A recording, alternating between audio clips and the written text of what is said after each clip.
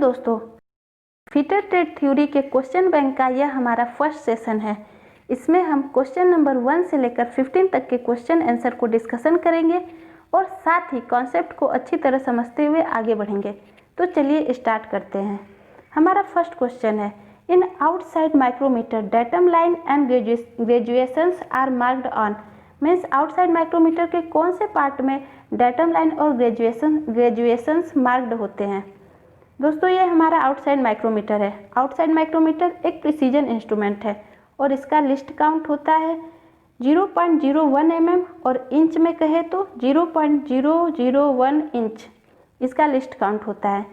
दोस्तों, आप लोग देख रहे होंगे कि ग्रेजुएशंस तो दो जगह है, दो पार्ट में है। एक स्लीव को हम बैरल भी कहते हैं। एक बैरल पर ग्रेजुएशन है और दूसरा थिम्बल पे है। थिम्बल पे जो ग्रेजुएशन है उसे हम थिम्बल ग्रेजुएशन कहेंगे और जो बैरल या स्लीव पे ग्रेजुएशन है उसे हम डेटम लाइन ग्रेजुएशन बोलेंगे। तो हमारा आंसर हो जाएगा ऑप्शन नंबर बी, बैरल यानी कि स्लीव। नेक्स्ट हमारा क्वेश्चन है, the two parts of try square. Try square के दो मुख्य पार्ट क्या है। यह हमारा ट्राई स्क्वायर है। ट्राई स्क्वायर क्या है? एक चेकिंग और मार्किंग इंस्ट्रूमेंट है। हमारा चेकिंग और मार्किंग इंस्ट्रूमेंट है ट्राई स्क्वायर। और इससे करते क्या है, इससे हम अपने जॉब के स्क्वायरनेस या फ्लैटनेस को चेक करते हैं। और इसके दो पार्ट्स ब्लेड और स्टॉक हैं। तो हमारा आंसर हो जाएगा option number C, stock and blade. Next हमारा क्वेश्चन है, a micrometer has a negative error of 0.03 mm। What is the correct reading of micrometer measure 40.53 mm। मतलब एक माइक्रोमीटर है जिसमें एक नेगेटिव एरर है। नेगेटिव एरर कितने का है? 0.03 mm और रीडिंग कितना दे रहा है? 40.53 mm। जाहिर सी बात है दोस्तों, यदि एरर है तो 40.53 एक गलत रीडिंग है और इसे सही करना होगा।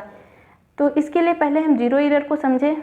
देखिए दोस्तों, यह हमारा माइक्रोमीटर है। जीरो एरर चेक करने के लिए हम स्पिंडल और स्लीव को जब आपस में मिलाते हैं या सटाते हैं तो डेटम लाइन का जीरो और थिम्बल का जीरो एक सीध में होना चाहिए। यदि डेटम लाइन का जीरो और थिम्बल का जीरो एक सीध में है तब हमारे माइक्रोमीटर में नो जीरो एरर है। लेकिन यदि थिम्बल का जीरो डेटम लाइन के जीरो से आगे या पीछे, ऊपर या नीचे है, इसका मतलब कि हमारे माइक्रोमीटर में एरर है। जीरो एरर दो प्रकार के होते हैं, एक पॉजिटिव जीरो एरर होता है, एक निगेटिव जीरो एरर होता है।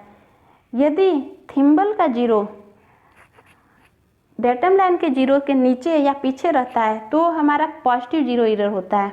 और यदि डेटम लाइन का जीरो से थिम्बल का जीरो आगे या ऊपर चला जाए तो हमारा नेगेटिव एरर होता है, नेगेटिव जीरो एरर होता है। यहाँ बस याद रखने वाली बात यह है कि पॉजिटिव जीरो एरर में जो भी एरर की वैल्यू होगी उसे माइनस कर देंगे और निगेटिव जीरो एरर में जो भी हमारी एरर की वैल्यू होगी उसे प्लस कर देंगे। हमारे क्वेश्चन में क्या कह रहा है? 0.03 mm का निगेटिव एरर है। दोस्तों, निगेटिव एरर है, इट मीन्स इसका उल्टा करना होगा यानी जोड़ना होगा। तो हमारा आंसर हो जाएगा 40.56 mm यानी कि आंसर नंबर सी। नेक्स्ट हमारा क्वेश्चन है, kerosene oil is used as a coolant while drilling a workpiece made of.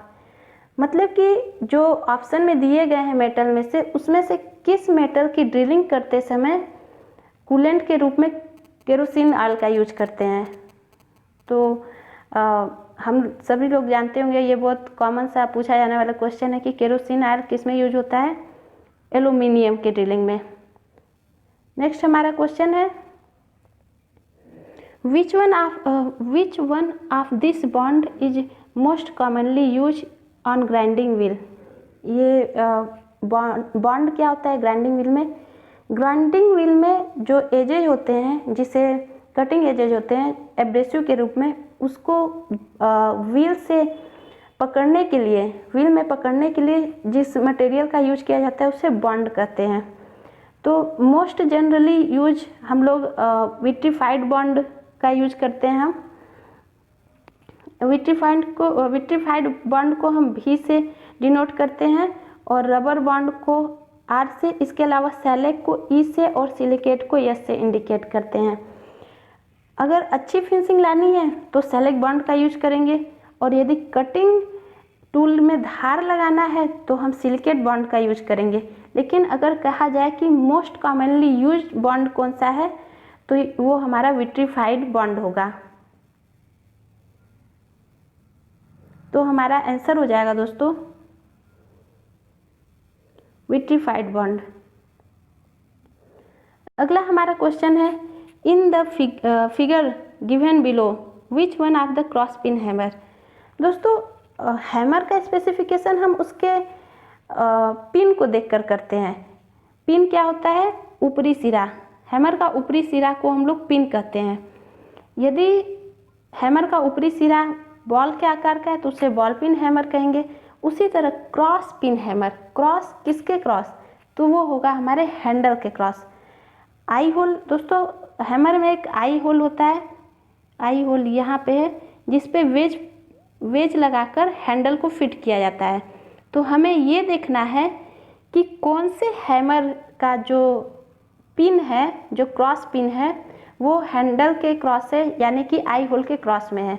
तो यहाँ हम देख रहे हैं दोस्तों, ये हमारा ऑप्शन नंबर सी है, उसका जो पिन है वो हमारे आई होल के क्रॉस में है। तो हमारा आंसर हो जाएगा सी। नेक्स्ट हमारा क्वेश्चन है, for general purpose a bench vice is fixed at a height of. General purpose के लिए बेंच वाइस की हाइट कितनी होती है? तो ये हमेशा हमें याद रखना है कि वो हमारा 106 सेंटीमीटर होती है। नेक्स्ट हमारा क्वेश्चन है, identify the machine shown in figure given below. जो क्वेश्चन में फिगर दिया है ये कौन सी मशीन है हमारी? प्लेनर है, स्लॉटर है, शेपर है या मिलिंग मशीन है? दोस्तों मैं यहाँ पे बता दूँ, शेपर और स्लॉटर में ज़्यादा डिफरेंस नहीं होता है। शेपर में मतलब इनका मैकेनिज्म तो एक ही होता है, लेकिन बस अंतर इतना है कि स्लॉटर मशीन में जो रैम होता है जिसमें टूल को माउंटेड किया जाता है या होल्ड किया जाता है वो वर्टिकल होता है, जबकि शेपर में यही रैम हॉरिजेंटल हो जाता है। तो ये देख सकते हैं कि हमारा रैम जो है वो वर्टिकल है। इट मीन्स कि हमारा सही आंसर होगा slotter machine, sorry slotter machine सही होगा। नेक्स्ट हमारा क्वेश्चन है, the bed of lathe is made of. Lathe machine का जो बेड होता है वो किससे बना होता है? Alloy steel, mild steel, cast iron या राट आयरन? दोस्तों मशीन का लेथ मशीन का बेड कास्ट आयरन का बना होता है। कास्ट आयरन का क्यों बना होता है? दोस्तों कास्ट आयरन का इसलिए बना होता है क्योंकि ये जो कास्ट आयरन है वो हाई कंप्रेसिव स्ट्रेंथ को सहन करने की कैपेसिटी ज़्यादा होती है और साथ ही इसमें वाइब्रेशन को एब्जॉर्ब करने की स्ट्रेंथ भी, शक्ति भी ज़्यादा होती है। नेक्स्ट हमारा क्वेश्चन है, which of this is not a part of central lathe. इसमें से कौन सा पार्ट सेंट्रल लेथ नहीं है, सेंट्रल लेथ का नहीं है? तो आइए हम पहले सेंट्रल लेथ को देख लें। ये हमारा सेंट्रल लेथ है। दोस्तों देखिए इसमें फीड रॉड का यूज क्या है? ऑटोमेटिक फीड देने के लिए हम फीड रॉड का यूज करते हैं। और लीड स्क्रू दोस्तों थ्रेडिंग करते समय हम लीड स्क्रू का यूज करते हैं। और आर्बर क्या होता है? आर्बर किसी मशीन के में जो आर्बर लगा होता है उसमें टूल को माउंटेन किया जाता है। लेकिन देखिए यहाँ पे माउंटेड किया जाता है। तो यहाँ पे देखिए दोस्तों, हमारा जो लेथ मशीन का टूल होता है वो कहाँ माउंटेड होता है? वो हमारा होता है टूल पोस्ट में, और कभी कभी जैसे कि ड्रिलिंग या रिमिंग के लिए तो वो हमारे टेल स्टॉक में भी होल्ड किया जाता है, पकड़ा जाता है टूल को। लेकिन यहाँ आर्बर पार्ट नहीं है लेथ मशीन का। तो हमारा आंसर हो जाएगा दोस्तों आर्बर हमारे लेथ मशीन का पार्ट नहीं है। नेक्स्ट हमारा क्वेश्चन है, जो दिया गया फिगर है ये कौन सा ऑपरेशन को दर्शा रहा है? दोस्तों ये हमारा नर्लिंग ऑपरेशन है। नर्लिंग ऑपरेशन नर्लिंग की क्यों जाती है?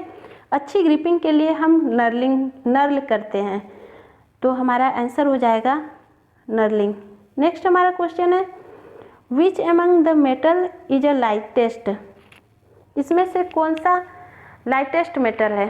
तो पहले ये जानने के लिए हम लोग जान तो ले कि सबका एटॉमिक नंबर कितना होता है। टिन का एटॉमिक नंबर 50 होता है, लेड का 82 होता है, एल्यूमिनियम का 30 होता है और कॉपर का 29 होता है। तो दोस्तों हमें आसानी से हम देख पा रहे हैं कि सबसे लाइटेस्ट मटेरियल हमारा एल्यूमिनियम होगा, यानी कि ऑप्शन नंबर सी। नेक्स्ट हमारा क्वेश्चन है ये जो इंस्ट्रूमेंट है identify the gauge shown in figure given below. दोस्तों ये स्टैंडर्ड वायर गेज है। वायर गेज होता किस लिए? ये पतली तारों के डायमीटर को या शीट मेटल की मोटाई मेजर करने के लिए होता है। ये कितने mm तक की थिकनेस मेजर कर सकता है? 0.125 से लेके 8 mm की थिकनेस मेजर कर सकता है और इसमें नंबर्स 1 से लेके 36 तक होते हैं। तो यह हमारा कौन सा गेज है? वायर गेज, यानी कि ऑप्शन नंबर बी। नेक्स्ट हमारा क्वेश्चन है which of this is an example of semi lubricant. दोस्तों लुब्रिकेंट 3 टाइप के होते हैं, एक तो लिक्विड लुब्रिकेंट हो गया, दूसरा सॉलिड लुब्रिकेंट हो गया और तीसरा semi liquid lubricant. Liquid lubricant मतलब मीन्स ये लुब्रिकेंट ही होगा, लिक्विड टाइप का होगा। और सॉलिड लुब्रिकेंट जैसे ग्रेफाइट ये सॉलिड ठोस होता है, लेकिन semi liquid lubricant it means कि ये ना तो लिक्विड हो और ना ही सॉलिड हो, मतलब कि ये बहुत गाढ़ा और इसमें कुछ ठोस कणों के ठोस पार्टिकल होते हैं, तो वह हमारा ग्रीस होता है। तो आंसर हो गया option number B grease. Next हमारा क्वेश्चन है the most commonly cutting fluid used in almost all machine operation is. दोस्तों सबसे कॉमनली जो कूलेंट यूज होता है वो सॉल्युबल ऑयल यूज होता है, तो इस प्रकार इसका आंसर हुआ सॉल्युबल ऑयल। ये इस प्रकार हमारा 15 क्वेश्चन पूरा हुआ, जिसके आंसर यहाँ पे भी मेंशन किए हुए हैं। Thank you for watching this video.